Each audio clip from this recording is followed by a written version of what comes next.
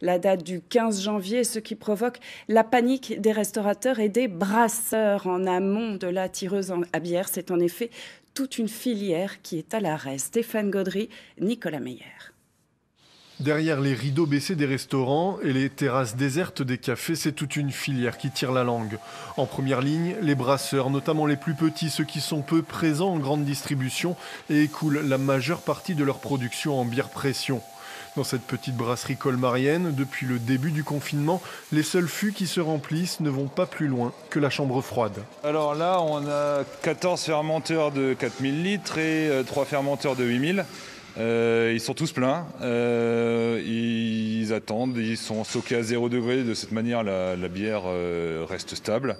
On sera prêt quand ça va réouvrir, mais en attendant il ne se passe rien. Et l'hiver étant moins propice à la consommation de bière, il faudra plusieurs mois à la réouverture des bars pour écouler ce stock et reprendre l'activité. Plus bas dans la filière, les distributeurs aussi sont au point mort. 12 camions sur le parking, 2 tournées par semaine contre 36 en temps normal. Les pertes ici se chiffrent en millions d'euros. On projette avec le premier confinement cumulé au deuxième de perdre au moins 5 millions d'euros environ de chiffre d'affaires. Donc pour nous c'est dramatique, clairement.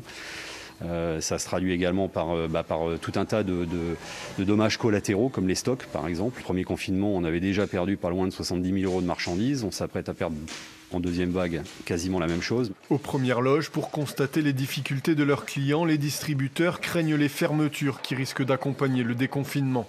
Il y a un certain nombre de fournisseurs à nous qui sont totalement dépendants des cafés, hôtels, restaurants.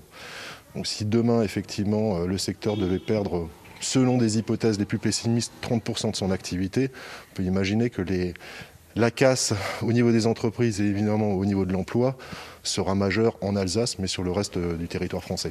Une casse avec un effet domino qui touchera toute la filière. Déjà, cette société de distribution a gelé toutes les embauches prévues pour l'année en cours.